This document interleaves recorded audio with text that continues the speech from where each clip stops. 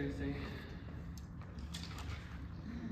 All right, we are in, we're going to go to the Word then. We are in Shemot 21, which is Exodus 21, which is a Mishpatim.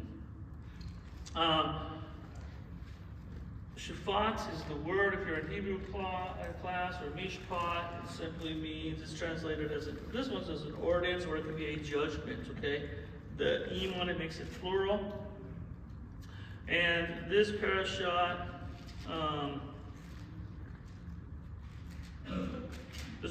goes all the way to all the way up to chapter 25. If you have your little charts out there on the thing, you also hopefully you read ahead and read part of the Baruch Hadashah, the book of Mark. If you haven't got it, there's a portion out there. You can read next week's portion, and you can read part of Mark. And by the time you're done with Exodus, you'll be done with the book of Mark, okay? And so it's just some good reading, so I invite you to do that. It says here in the Hebrew, V'elei ha-shamaytim asher tashim lifnehem. It says, these are the ordinances, or these are the judgments that you shall place before them. Now the next word in Hebrew is very important. It says, it continues on, Itichne eved ivri shesh shanim ya'avod avash liget yatzeh. I'm going to stop there. But I want to bring this word ivri. That's where we get the Hebrew. This is where we get the word Hebrew, okay? Ivri, one who crosses over, I want to bring this up. This is very important in some of the translations. But in the English, these are the ordinances that you shall place before them. If you buy a Jewish bondsman, or a Hebrew bondsman, he shall work for 6 years, and the 7th he shall go free of no charge. If he shall arrive by himself, he shall leave by himself. If he is the husband of a woman, his wife shall leave with him. If his master will give him a woman, and she bears him son or daughters, the wife of her children shall belong to her master, and he shall go out by himself. But if the bondsman shall say, I love my master, my wife, and my children, I shall not go free, then his master shall bring him to the court, and shall bring him to the door or to the doorpost, and his master shall bore through his ear with the awl, and he shall serve him forever. Now, these are interesting. We did the 10 Commands, we did all that. We get to this Mishpatim. And I want to read a few verses because this is something that Torah is about. And these next verses, some of them are hard to connect with our culture, first of all. It's very hard to do that. The other thing is some of them speak to situation for men. It's not about God. If you come to Matthew, Tim did a great job of explaining that. We got to the divorce part of it, that it's not God's desire for these things, but God addresses things that he knows people are going to do, because the hardest our hearts. And so we do that, and we have stuff in here like that, okay, on that. But I want to back up a little bit here, because I want to go to Mark, because it's very important. When we study Torah, we did the parts, we understand God wants relationship with us, God does it, but also, and I bring this over and over, Torah is meant to be lived out with other people. When we say the Shema, it's very important. We add this extra part in there. Not only do we love God, but we love our neighbor as ourselves. In Mark chapter 12, verse 30, I'll start in verse 28 actually. One of the Torah teachers came up and heard them engaged in this discussion. Seeing that Yeshua answered them well, he asked them, which is the most important mitzvah or commandment of them all? And Yeshua answered, the most important is Shema Israel, Adonai Eloheinu, Adonai Echad. Hear, O Israel, the Lord our God, the Lord is one. And you are to love Adonai your God with all of your heart, with all of your soul, and with all of your understanding, with all of your strength. The second is this: you are to love your neighbor as yourself. There is no other mitzvah greater than these. So, Yeshua sets it up that love the Lord your God, but also love your neighbor as yourself. Let's go to the book of Matthew real quick. Chapter 7, verse 12. He says, Always treat others as you would like them to treat you. That sums up the teaching of the Torah and the prophets. Oh, that's pretty heavy. You know, we argue and discuss, and we make Torah pretty heavy sometimes, you know? All the little fine things we get into and study and we argue over sometimes and do all of that. Look what he says here. Always treat others as you would like them to treat you. That sums up the teaching of the Torah and the prophets. Sounds pretty simple. Treat others as you'd like to be treated. There is a teaching that Shema Israel, Adonai Eloheinu, Adonai Echad, that should be all that we need. But because we're people and we don't get that, we need to have it all broken down for us. We need to have it all broken down. We should treat others as we'd like to be treated. It should be pretty simple. But we don't understand that. We don't do that. So he has to spell it out in more verses and more things. Also in Galatians chapter 5.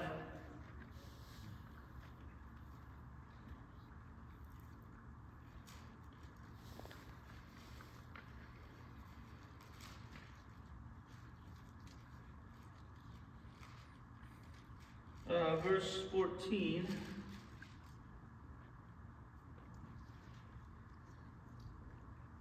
I'll start verse 14. For brothers, you were called to be free, only do not let the freedom become an excuse for allowing your old nature to have its way. Instead, serve one another in love. For the whole of the Torah is summed up in this one sentence.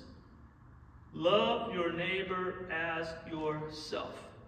I'm back up there. For the whole of the Torah is summed up with this one sentence, love your neighbor as yourself. But if you go on snapping at each other and tearing each other to pieces, watch out or you will be destroyed by each other. Seems simple. Leviticus 19, verse 18 is where this is coming from. Verse 18 says, don't take vengeance on or bear a grudge against any of your people. Rather, love your neighbor as yourself. I am Adonai. Now, there's an interesting teaching on this. In Leviticus, it's stamped, it says, love your neighbor as yourself. I am Adonai. Why does it say, I am Adonai? If he tells you to do something, he puts his little stamp on there. He's basically, love your neighbor as yourself, and he's going to stamp it, I am Adonai. I'm telling you this, we should pay attention. One of the things, when he says, I am Adonai, it teaches us that when we see people, when we see our neighbor, when we see other people, if we could recognize, even when they treat us wrong, that they are also a creation of the Lord. They also have a spark, you may say, of God inside of them. They have a soul. God created them. God wants relationship with them. He's allowed them to live. He's allowed them to do all of that. And we can start to see they also are made in the image of God, just as we are. That changes things. So when we see someone, instead of looking at them disgustingly or just upset or this or that, wishing that they go away, if I could look at them and say, this person is made in the image of God. They might not recognize it. They might not be fulfilling that. They might not be understanding that. They might not be living it out. But if we can see that, we have hope for that person, and I think it changes our inside of how we're going to treat that person. Now, I'm not saying we're doormats. We're not doing that. Yeshua was not that. He was the greatest servant involved, but he was very firm on being on that. But if we could see that. I have a heart for that sometimes because I see people, one time, this was a few years ago, I've told this before, but I'm walking around the mall, and I've seen some young people, and they were dressed in a certain way, and I was with someone else, and even my heart said, man, what up, a bunch of punks, just look at them. And then it's like, it reminded me, you were there. That's you. And so I have compassion on that type of people now. And I think each one of us has different types of compassion on different people, sometimes because of the way experiences in our life. And we can deal with that. But we have to see that they were made in the image of God. And so we do that. So when we get to this parashat overall, what is the overall theme? Is to love your neighbor as yourself. How do we love each other? How do we care for each other? He has to spell it out because we're terrible with it. If you look at most of the Brit Hadashah, in my opinion, Paul's letters especially, are just basically dealing with issues like, here's how you deal with each other. Here's how you do. You're terrible. You're tearing each other apart. You're doing that. Here's how you do it. And so we need to have it spelled out. So we're going to go through some of these. We don't have time to go through them all. We could do all of these. But this first one, I just want to do a little bit with it, because there is something here that's very interesting. The question is always, why does even, it depends on your translation, but these are, Mishpat again is judgment. These are judgments that God's made. There's we've talked about this before, there's mitzvah, there's commandments, there's, the 10 commandments, there's commandments. There's also chokim, which is decrees, like the red cow and stuff. Those are things that are just the decree of the king. They don't have to make sense.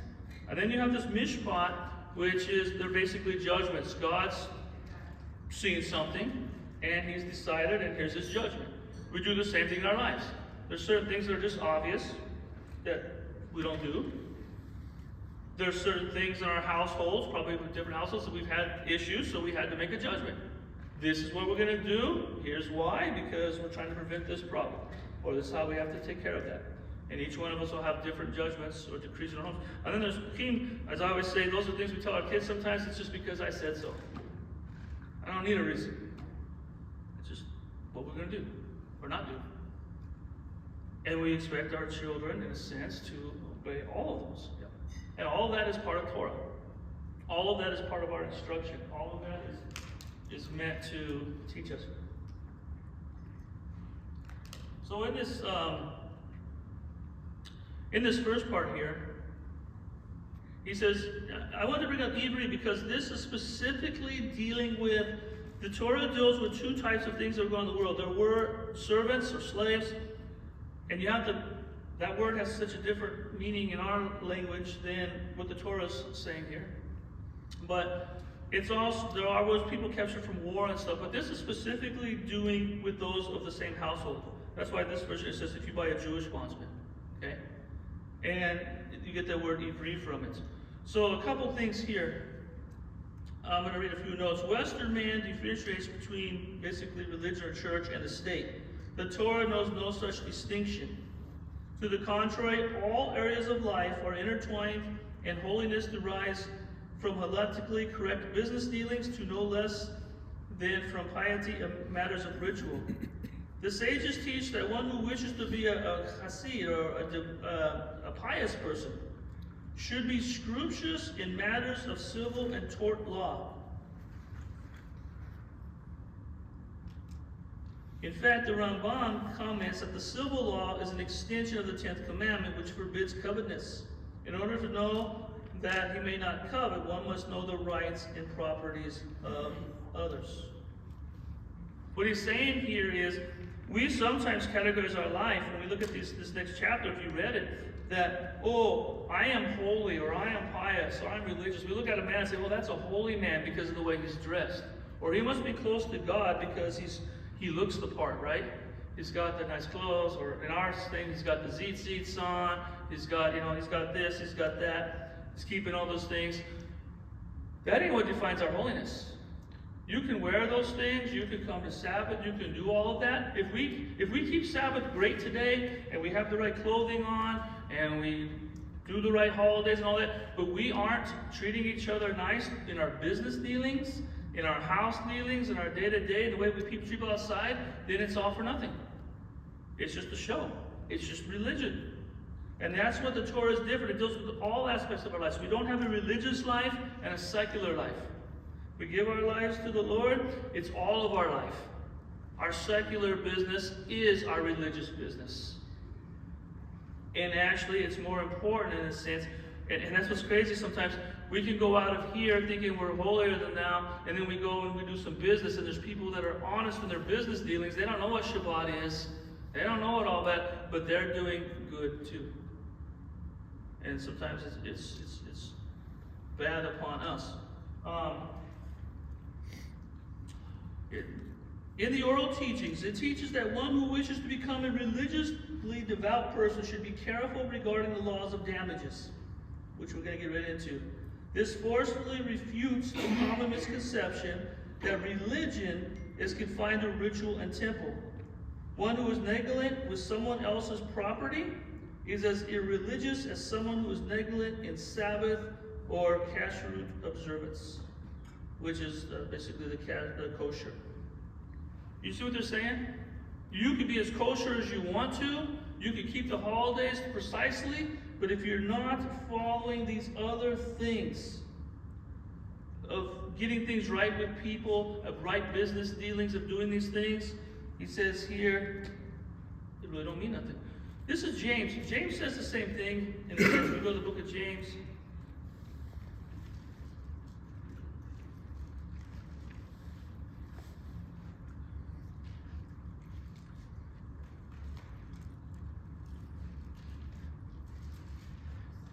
Okay, I guess I'll start verse 26.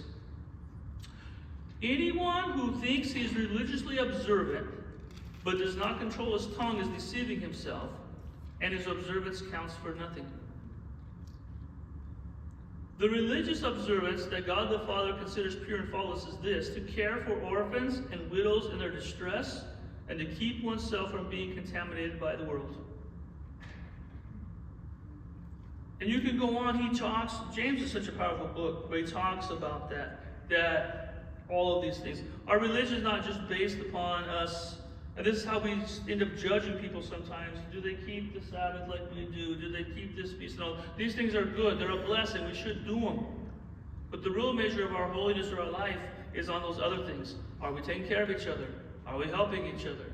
Are we laying our lives down for each other? Are we forgiving each other? And so it changes everything, how we view things.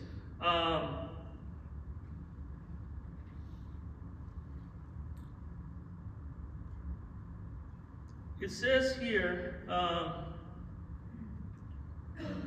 at the very beginning, in verse 1, that you shall place before them. And the halakha for this is disputes must be brought before them. Who is the them, okay, at this time? It's hard to understand us culturally, because if we have a dispute, we don't do it here. We have a government that we go to, okay? You understand, in Israel, that was everything. They were the judges, okay? They were all of that. There was no separation like we have. But let's look at this. Let's explore, because we can learn something before this. Disputes must be brought before them, before Jewish judges, who will rule according to the laws of the Torah. For Jews to bring their case before a Gentile court, even if their laws are the same in a particular instance, is a desecration of God's name, because it is tantamount to a public declaration that their system of justice is superior to that of the Torah. Let's go to 1 Corinthians chapter 6.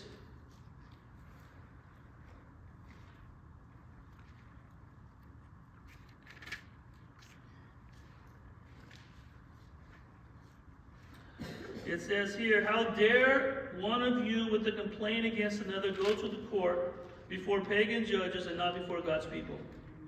Don't you know that God's people are going to judge the universe? If you're going to judge the universe, are you incompetent to judge these minor matters? Don't you know that we will judge angels, not to mention affairs of everyday life? So if you require judgments about matters of everyday life, why do you put them in front of men who have no standing in the Messianic community? I say, shame on you. Can it be that there isn't one person among you wise enough to be able to settle a dispute between brothers? Instead, a brother brings a lawsuit against another brother, and that before unbelievers. Now listen, this is where it really hits hard. Actually, if you are bringing lawsuits against each other, it is already a defeat for you. Why not rather be wronged? Why not rather be cheated? Instead, you yourselves wrong and cheat, and you do it to your own brothers. Don't you know that the unrighteous people will have no share in the kingdom of God? Don't delude yourself, people. And he goes on from there. But he's telling them, because their system is more closer to ours, y'all have disputes with each other, and you're going to the... And this is how the secular world views us sometimes. When we go to our jobs and we complain about other brothers or sisters in the Lord, or, well, those people, they're not right, they worship on Sunday, they do this, they do that. It's unbelievers are like, well, I don't want to be part of that. Why would I want to be part of that? We should be able to sit down and even have differences and do it among ourselves. And I'm not saying there ain't a time for the court. I'm not saying there's not that, so please don't go down that avenue, okay? There are times, there are places for that. But typically, we should be able to sit down and work things out. Yeah. We just don't live in a thing like that. We don't want to deal with that.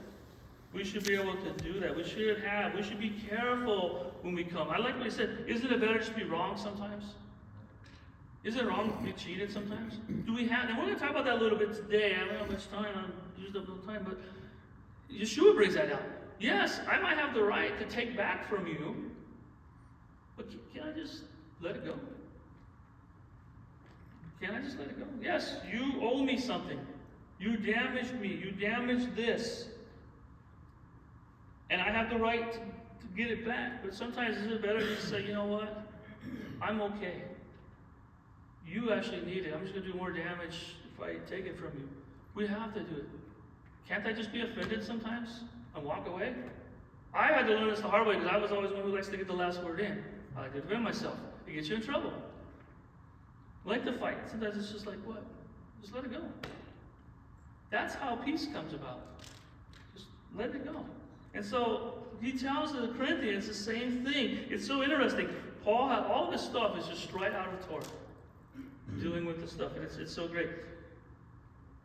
On the surface, it seems strange that the Torah's civil laws should begin with the laws of servitude. Slavery, servitude, whatever, however you want to put it. This is bondsmen. It seems weird, don't it? The Rambam explains that the freedom of these servants after 6 years is a reminder of Israel's own freedom from Egyptian slavery. In fact, we don't have time to go there, but you could read later Jeremiah chapter 34, verses 8 through 22. You can see that Jeremiah was really upset about this.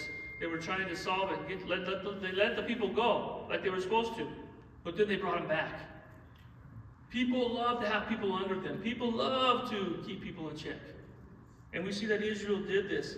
In fact, one might add that this helps make us aware that our respect for another person's and property should be heightened by the realization that our own freedom and right to property is a divine gift, something that is ours only because God removed us from an all-embracing slavery. The only reason we're free, the reason I don't want to mess with your stuff, I don't want to take what God's given you, hopefully is because I realize I too at one point was a servant of sin. And I've been free. So why would I want to put you in servitude to that? It's an interesting concept. The first words of this passage imply that if a Jew has the choice of buying a Jewish bondsman or a Gentile slave, he should purchase the Jew, even though it would be more economically for him to buy or hire a Gentile. If a fellow Jew is in such financial distress that he must sell his services, his brethren are morally obligated to help him. Because it says here, if you buy, verse 2, there are two ways in which a Jew can become a bondsman. He can sell himself as an escape from extreme property, Leviticus 25:39, or he may be a thief who is sold by the court to raise funds to pay his victims, chapter 22, verse 2. This passage refers to the latter case. See how this sounds? So there's two ways back then you can become a servant. One is this: I'm extremely poor, and I need some money, so I'm going to work for you. We call that the job force for some of us today. Okay? In a sense, we're servants, right? They tell us what to do. They tell us when to be. Yes, we can quit. We can do things. But the more stuff you have sometimes, the more bills you have, the more things, the more debt you have, the more enslaved you become into the system. Okay? And so they do tell you when to do it. They do tell you when you can do this. They do it. So in a sense, we have that. And the reason we have to go work jobs, many of us, that we don't really enjoy or do things we don't enjoy doing is because we don't have the funds, so we have to do that. Does that make sense? It's the same type of thing.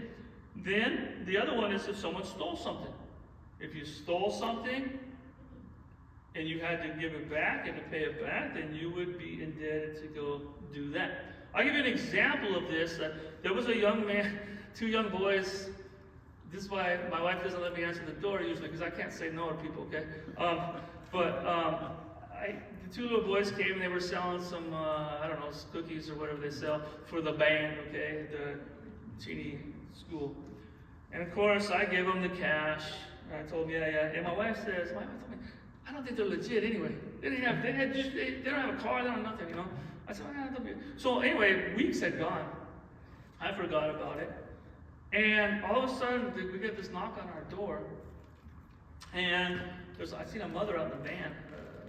And this kid, he was all nervous. I must have been the first one. He was shaking.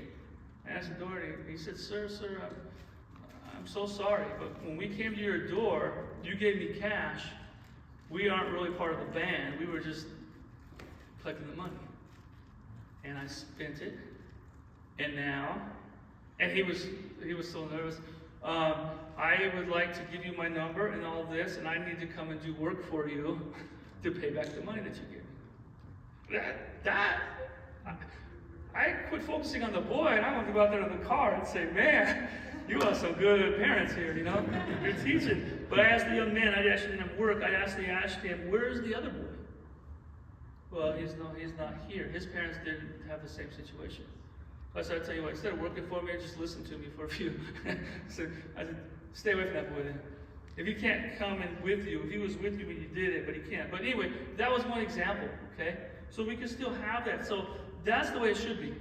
I bet that boy will never do that again. He'll never do anything like that again. It had a lesson. He was going to pay it back. He was going to do that. And so we see that. So these are two ways that you could be there. And this scripture really deals with the second one.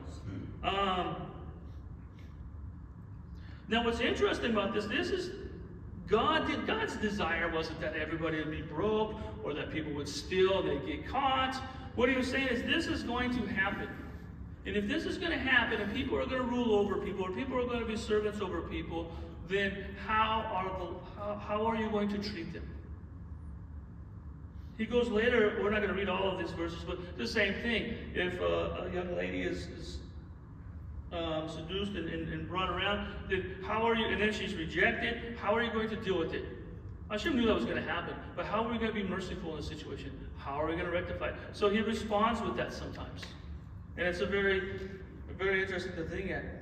And here it says, when he goes free, after we look at the servant, I read the last verses, his master is required to give us substantial gifts. We get this in Deuteronomy 15:14. All the laws of slaves found in the Sidra and elsewhere are examples of the kindness and mercy the Torah shows and demands of us toward even those who might be regarded as the least worst members of society. I bring this up because sometimes when you follow Torah, people say, oh yeah, are you going to, the whole thing of slavery and their servant. They don't understand what's going on. God is being merciful. He's saying there's going to be situations where people are broke, there's going to be places where they're thieves, and they need to get their lives right. I'm going to provide a way for that to be done. And I'm going to provide a way that they hopefully can get their life, I like that, basically to get their life restored and get rebuilt again. Because at the end of it, when you read all this, we don't have time to go, hopefully you've done your studies, you got to send them off with a gift. Who ever heard of that? Yeah. I really can't speak politics today, but this is one of the problems in our system. We must pray. When people get out of jail today, this is why a lot of people, when I was a chaplain there, you heard about this, you see it, a lot of people get out, they've been there for a while, they get out and they have nothing. There is nothing, they have nothing, you can't get a job, you can't do anything because you have this record on no time on your thing, you ain't got no money to go rent anything, so you're on the streets. So what do? You go back into crime and go back to the place. Imagine if our system was built a little bit more different, that while you were doing your time, you were learning something, you were doing that, and when you came out, there would be a job offer, or there would be assistance, so there would be help to get you back on your feet. We don't have that system. And it's sad. This is what Israel had. Israel was different than all of the other nations. All of the nations had slaves. It's been part of human mankind since the beginning. Go back to Nimrod. Man has had this all over. Men love to put other men down. But the Torah is so much different. God's people are different. He says, we understand there's going to be broken things, but here's how you're going to do it. It's about restoring people. How do we restore them? People need help sometimes. People are broken. People need it. But how do we restore them back? And that's what this is all about. So you have someone underneath you, and in 6 years they're released. Okay, we can get out to the fine laws of that, but they're basically sent off with gifts and get their lives back in order. It's a beautiful thing. And we have to be responsible for that. If the Lord starts bringing people with broken lives and doing all of that, we need to be responsible too of understanding these scriptures to help them. Yeah, I helped them. I'm so glad for Pizza and the Poor. There was a man here, I'm not going to mention his name, but he came. These guys helped us. We were able to help restore him a little bit, get him back on his feet, get an ID, get just those simple things that seem so simple to us, get him to a place where he's able to go and make something of his life. And this is really what it is. Let's go a little further here. What's interesting too, if you go to the last verse here. Oh yeah, verse 6. Then his master shall bring him to the court, and he shall bring him to the doorpost. That word court, if you look at the Hebrew, if you read your Hebrew later, it says Ha Elohim. It's actually called, the court is called Elohim. Now, you can find that very interesting. This is why that word Elohim can be used in many different ways. Basically, when we play court, we're doing people's lives, we're doing that, in a sense, we are, in a sense, God. Not the God, but a little God, in a sense. Because we make, sometimes what we say or what we do will determine which way they go. We are playing in that role of deciding. Does that make sense? That's why being on a court, I wouldn't want to be a judge. I really don't. I don't like being on juries, I don't like being on any of that kind of stuff, because the future of that person, whether they spend their lifetime behind bars or not, sometimes is in my hands. That can be a very serious thing, to do that. So it's a serious thing. It shouldn't be taken lightly when we have to make big decisions on people or their things or their futures. In a sense, you're playing that role. That's what it means. I'm not saying you're God. I'm just saying that's what they call the court. So in the Hebrew, you can look at yourself, okay? We play that role sometimes. Now, it's interesting, if you have a Chumash or many things, it says, I'm going to read this because people will disagree, but it says, the Torah disdains the bondsman who spurns his freedom and chooses to debase himself by remaining under the patronage of a master and living with his slave companion children. There's a different view here. See, many in Messiah look at this as a positive thing, that this person would want to stay around, want to be a servant. I've heard great teachings on that. That's with the ear and all of that. This one here says it's different. If you get your freedom, you better take it. Okay? So there's different views. I bring that up. I like the view that we actually were, in a sense, slaves to the world. We were in sin. We still are servants of something. We are servants to Adonai now. We are servants to our master. And he's a good master. And we don't want to leave him. We're not just free. We didn't get free from the world. That's what happens a lot of times. People want to be set free from the world, but they don't want to serve the master. I want to escape hell, but that's it. I don't want to serve him. That's why we confess him as Lord. He's not just our Savior, he's our Lord. And so there's a big difference inside of that. So you can take that scripture however you want. There's different views on that. Let's jump down for time-wise. This rest of the chapter is talking about those who will be put to death for certain things on that. But I want to jump down to verse 22. Sorry, I plan on going all this ain't going to work. If men shall fight, and they shall collide with the pregnant woman, and she has a premature, is what the complete Jewish Bible, different translations say, but there will be no fatality. He shall surely be punished, as the husband of the women shall cause to be assessed against him, and he shall pay it by the order of judges. But if there be a fatality, then you shall award life for life, an eye for an eye, a tooth for a tooth, a hand for a hand, a foot for a foot, and a burn for a burn, a wound for a wound, and a bruise for a bruise. I just want to deal with this one verse. One quickly, if you want to take time to study 22 later, in my opinion, this verifies that a child in the womb is a child. Okay? It is a life. And if you damage the pregnant woman and loses the life, it's a life, okay? So, I think but I want to do this life for life, eye for an eye, because sometimes this comes up, okay, that, well, the Torah says you're supposed to, and for those, what do I call Torah literalists, okay, who just say, it is right here, life for life, an eye for an eye. That's what they did. That's what Torah says. I'm not going to go outside of Torah. I'm not going to do anything. I just believe right here, that's what it says. Also, you have to look farther than one verse. Because if we just read this verse alone, we would assume and we would think that we are to take a life for a life, an eye for an eye, and a tooth for a tooth. But there's a couple things. First of all, in the oral writings, this has never been that. Okay? It's never been mentioned. It's never been all of that. In fact, the oral law explains that the responsible party must pay the monetary value for an eye in restitution for the eye that he has blinded. Never was there a Jewish court that ever blinded or otherwise inflicted a physical injury in revenge or retribution. The only corporal punishment ever imposed are the death penalty and lashes which provided by the Torah. The question that remains, however, is why the Torah expressed this monetary punishment in terms that could be taken literally to mean that Jewish courts routinely mutilate people. The Rambam and other commentators explain that in the heavenly scales, the perpetrator deserves to lose his eye, and for this reason cannot find atonement for his sin merely by making the required monetary payments. He must also beg his victim's forgiveness. But the human courts have no authority to do more than require the responsibility party to make monetary restitution. If you go to Leviticus 24 later, verse 17 through 22, you will see that Leviticus actually says monetary. So you can't just read Exodus by itself. You've got to go to Leviticus on that, okay? It makes sense. If we want to look at the scripture here in Matthew chapter 5, let's go to Matthew chapter 5. If we want to take Yeshua right at his word, that's going to be tough too. Because Yeshua says in verse 30, and if your right hand makes you sin, cut it off and throw it away. Better than you should lose one part of you than have the whole body thrown into Gehenna. And in verse 38, he says, you have heard that our fathers, an eye for an eye and a tooth for a tooth.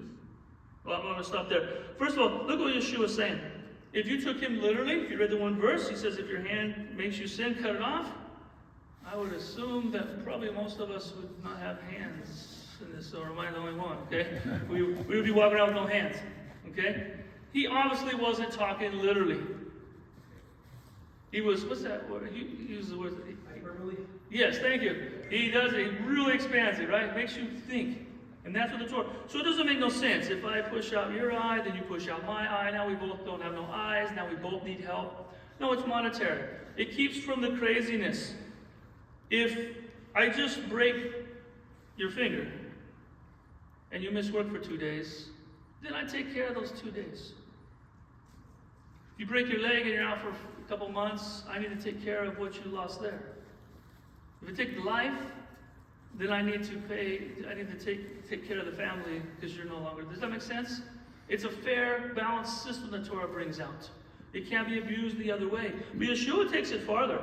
Because he says here, you have heard that our fathers were told an eye for an eye and a tooth for a tooth. You can do that. If I hurt you, you have the right to collect from me that monetary value. But I tell you not to stand up against someone who does you wrong. On the contrary, if someone hits you on the right cheek, let him hit you on the left cheek. If someone wants to sue you for your shirt, let him have your coat as well. And he goes on from there, and if a soldier forces you to carry his pack for 1 mile, carry it for 2. When someone asks you for something, give it to him. When someone wants to borrow something from you, lend it to him.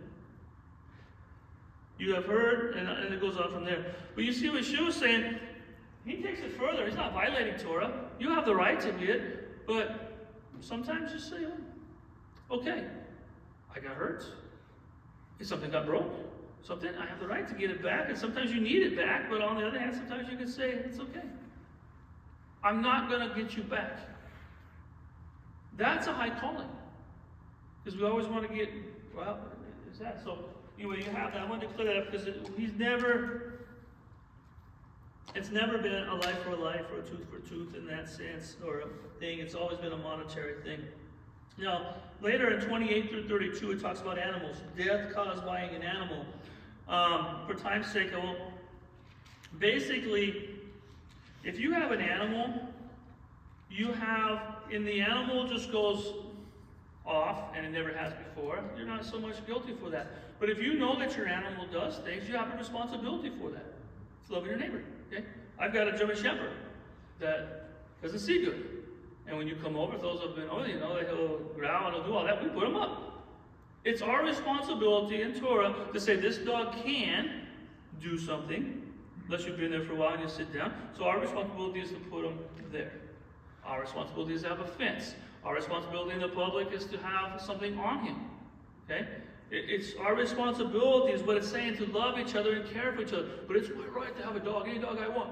No, that's our American sometimes thing. No, my responsibility is to protect others. Does that make sense? And if he does something wrong, it's my responsibility. We have to know what we have. We have to know what we do. And then in verse 3, if a man shall uncover a pit, or if a man shall dig a pit and not cover it, and an ox or a donkey fall into it, the owner of the pit shall make restitution. He shall return money to its owner, and the carcass shall be his. So basically, what is it saying? The Torah forbids people to leave a dangerous condition in a public place, whether it's an open pit or a slippery banana peel. This applies whether the responsible party has created the danger by digging a pit, for example, or by uncovering someone else's previously dug pit. Again, it's about caring for people. Now, I'm not trying to make myself sound so good, but if you walk with me in a park, Byron probably knows, he's there, we're playing frisbee. I always stop and I gotta pick up broken glass. It drives me nuts. Because I think, what I'm trying to say is, the Torah dictates this sense. I've seen the broken glass. I know a kid runs around or an animal runs around, it's going to cut that glass. I'm talking about big pieces that people throw their beer bottles and break them on that. I've seen it. Now I'm responsible for it. I didn't put it there. I could say that ain't my problem. But it is my problem now because I've seen it. So, sometimes we avoid places because we don't want to see it. So, but it is. Once you see it, do we have a responsibility? When we're walking down this aisle, when we see something that's dangerous, we have a responsibility for each other. If you have a hole in your yard and kids cut across it, you can have two attitudes. They shouldn't be cutting across my yard anyway. Or you can say, you know what? Yeah, they shouldn't be cutting across my yard, but one of them's going to fall in that hole and break their ankle. It's my responsibility to get some dirt and fill up that hole. We have a responsibility. I love the guys. There was a couple guys here today. I see them out there breaking the ice. They can say, it ain't our ice, it ain't our. It's like they had a love of the Torah to say, you know what? We see something here that could cause a potential fall. Let's take care of it. It's hard work. That's what it's about. It's about caring for each other. When you see something that's not right, take care of it, whether it's our mess or not. And so these are things that go beyond. These are the things I love in Torah. It's these little things that we'll be judged on. But Lord, I had the best zeets and I kept the Sabbath. But he's going to say, yeah, but you walked by 7 manholes that were unopened and people fell in them and died. How about that part? Yeah. That's where we fell. We got to get that part right.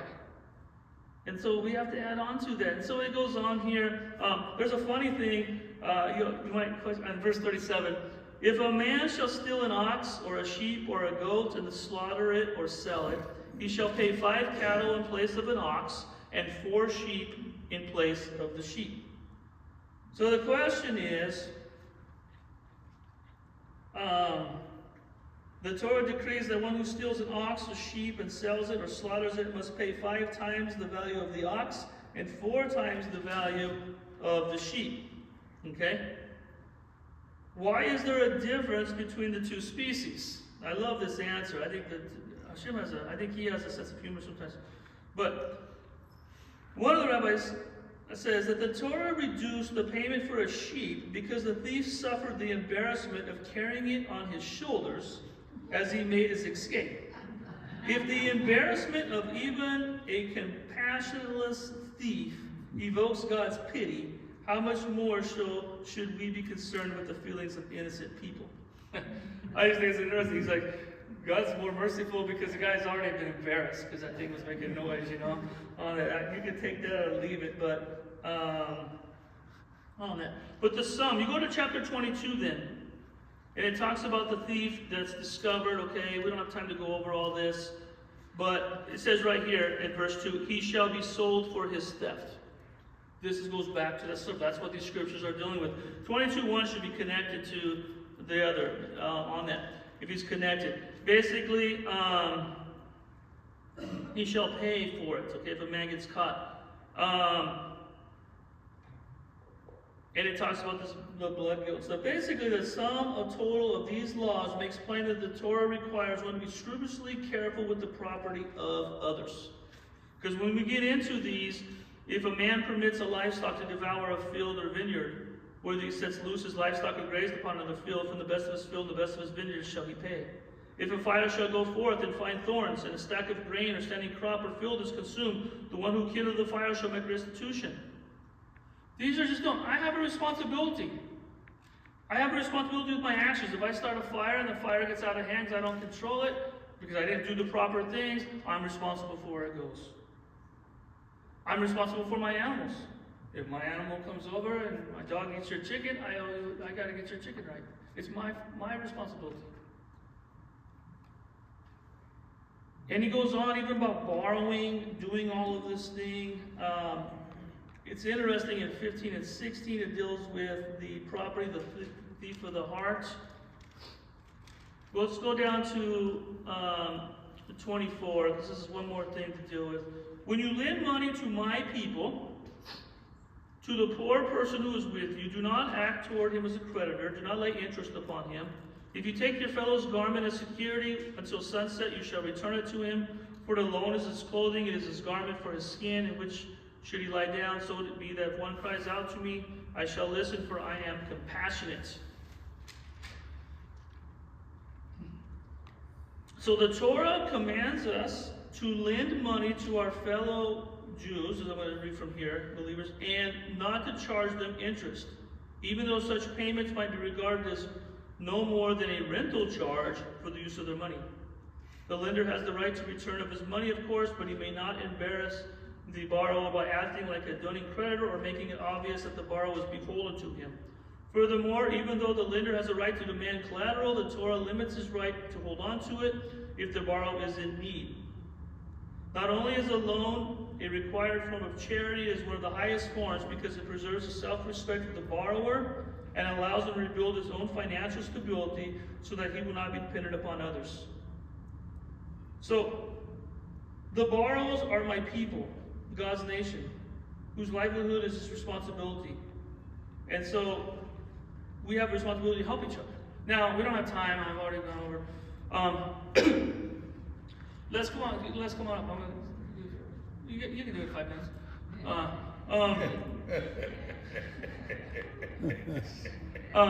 Because it's important. Well, I want to say this about this. This is very important. You have to look at this in total. The Proverbs talks about money and stuff.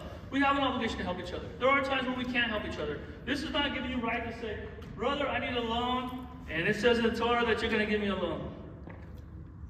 That's not what this is about, okay? Some people don't, at least us. We have, in America, it's so much different. This is dealing with extremely poor people. Yeah. Let me just say this, it's a hard call sometimes. Sometimes when people need stuff, it's hard to help. Because sometimes it's just bad choices. Yeah. If you don't have food, I'm just going to say I'm in trouble. But sometimes you got to cut back the 500 channels. Or cut back the plan. There's things you can do, okay? Because sometimes we'll misuse these things. Brother, you have an obligation to help me. No, you have an obligation to. This is speaking of something. If these people are desperate, they're if you're living in sort of this higher thing, but you're just missing here because you spent. If I go out to eat all week, we all out the week, and then run out of money halfway through, I can't come and ask you. Brother, you got to give me a loan for some food. Okay. I could have ate at home. Okay? I could have ate cheaper. Does that make sense? This ain't talking about that. But when the opportunity comes, sometimes it's best to help somebody. If we have the opportunity and we are able to help someone, there's nothing wrong with loaning money to someone. What the Torah says, though, if they are a brother, a Jewish person, you don't charge interest. Interest is not evil in the sense. There's nothing. The Torah says you can't charge interest, but we don't charge it to each other. That's the difference, okay? So it's not that the interest is evil. Like for a car, you're dealing with people that are non-believers, okay? They're doing that. That's how they make their things. It's not good to do financially, but among each other, we don't take advantage. If I'm down, or Les is down, and he needs some help to maybe get a business going, or he needs some help to this or that, and I don't have to just give him $500. I can. That's a great thing. But sometimes it's best if you don't. He needs to learn. So I said, I'll loan you some money, but I don't take advantage and get interest off of that. Hey, brother, this is a great opportunity. I know you're down. I'll tell you what, I'll give you the money because I'm going to make some money, okay? Yeah. I had a brother ask me this a while ago. He says, my kids need a place to rent. Can I charge them interest? I'm going to charge them interest on it because I'm going to let them have a second place. I said, yeah, don't do that. You can charge them what your payment is, but don't be making interest off of them. You just hurt them more. You're putting them down. Yeah. So he said, okay, I got that. Now let's just going to talk real quickly about this angel. Man, we got so much to do. Don't concentrate on chapter 23. Don't accept the false report. Do not glorify destiny. There's so much in here. But one thing about the angel, because at the end, he talks about this angel of the Lord. Okay. I don't want to take a lot of your time because I know everybody's hungry. So it's just kind of interesting because he's really talking about we're messy people. All of this is about we're messy people and we have messy lives, and so we need to help each other, right? Well, right at the end of this, he throws up this angel, and I'm going to tell you about this angel. So this angel is kind of problematic for people, for the Jewish community. They just don't know really how to handle it. Anytime that you have a situation where they don't know what to do about it, you know what they do? They make up something. And it sounds really good. And it really kind of tickles their ear and stuff, but it's made up. It doesn't fit the narrative. And so when we look at this angel, we're going to look at chapter 23, verse 20, and I'm just going to pop a couple things out at you, but I truly believe this is talking about Yeshua.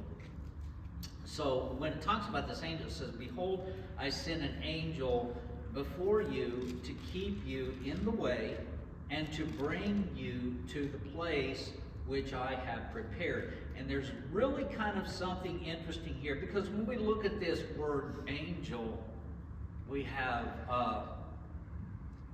better? Okay.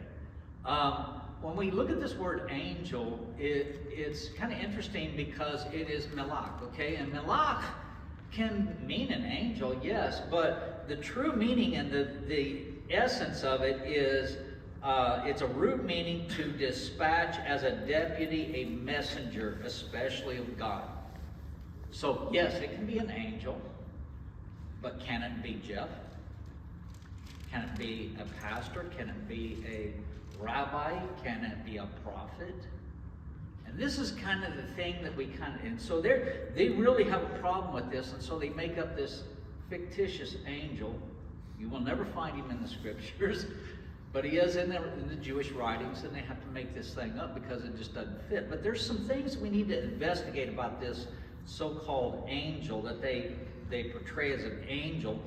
One, it says that he will keep you in the way. And I think that it's a clue here that God's trying to get our attention and say, hey, look at this, pay attention to this, and then to bring you to the place which I have prepared. When we go,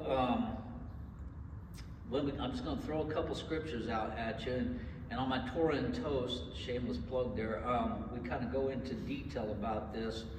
But John 14, chapter 3 through 6, just real quick. "And if I go to prepare a place for you, I will come again and receive you to myself, that where I am, there you shall also be also." Again, he's going to bring you to a prepared place.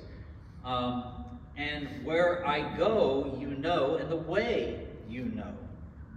Thomas said to him, "Lord, we do not know where you are going. How can we know the way?" Jesus said to him, Yeshua said to him, "I am the way, the truth, and the life, and no one comes to the Father except through me." So we see that here, that this so-called angel is supposed to bring him in the way. And we find that Yeshua here absolutely tells us that we are the way, that he is the way to eternal life. And so this is one of the things that we have to investigate. 21 is also kind of interesting and very problematic for them, because when we look at 21, it says, beware of him and obey his voice. Do not provoke him, for he will not pardon your transgressions. For my name is in him. What's the problem with this angel? How many here believe that angels have the ability to forgive you of sins? That's a problem. That's a real problem. And even when Yeshua forgives a man and they say, who is this man that he's forgiven sin? Only God could forgive sins. That's what they said. But when it comes to this angel, oh no, it's okay. God said he can forgive sins. Well, no, it doesn't match. And in fact, when we look at this, and I'm going to throw this one little scripture out and then we'll close because we get going here. But, didn't transfer. Deuteronomy, let me turn to it here. Deuteronomy 18, 15 through 19. Because I believe this angel here that it talks about, a malach, it's a messenger of God, also lines up with a prophet. Okay? And so, Deuteronomy 18, 15 through 19, it says, the Lord your God will raise up for you a prophet like me. This is Moses speaking. From your midst, from your brethren, him you shall hear, according to all that you desire of the Lord your God in Hebron, in the day of the assembly, saying, let me not hear again the voice of the Lord my God, nor let me see this great fire anymore, lest I die. Watch this. And the Lord said to me, what they have spoken is good. I will raise up for them a prophet like you from among your brethren, and will put my words in his mouth, and he will speak them he will speak to them all that I command him. And it shall be that whoever will not hear his words, which he speaks in my name, I will require it of him. In other words, you're going to be answering to God why you didn't listen to this prophet. Again, we go back to he will forgive sins. Well, if he will not forgive sins, if he will not forgive sins, he will also forgive sins, right? So when we see that, and we see contrast to this prophet, we see that they're one and the same. The verbiage is the same. That his words are going to be from God. And both of them talk about that God's name is on him. Both of these talk about God's name is on him. And then there's other scriptures here that you can go to the Jeremiah 7, 21, 23, and then John 10, 22 and 30. And it absolutely talks about him and the Father are echad. They are one. And so this messenger and the Father are one. His name is on him. He is that name. And so this is very problematic. So whenever you meet a Jewish person that does not believe, and you want to kind of talk to them a little bit about who this person is, there you go. I can introduce you to what God has sent. He has sent this. Now, they're going to tell you that, well, this was the angel that Joshua saw. The problem is that angel never did forgive sins. And there is a connection with that, because when we look at the burning bush, he says, take off your shoes, because this is what? Holy ground. The reason why he says it's holy ground, because God's presence is there. The angel in Joshua 5 talks about, he says, you tell me what to do and I'll do it. And he even worships him. Tells him, you tell me what to do and I'll do it. He says, take off your shoes. This is holy ground. So again, we get this connection to that the Father and the Son are echad. They are one. This angel is Yeshua. There is so much more proof about this, but I just kind of wanted to throw this out because I think it's important. I think it's important that we educate ourselves to know that whenever the answer calls, that we have an opportunity to witness. We know how to witness, right? Wait, good enough?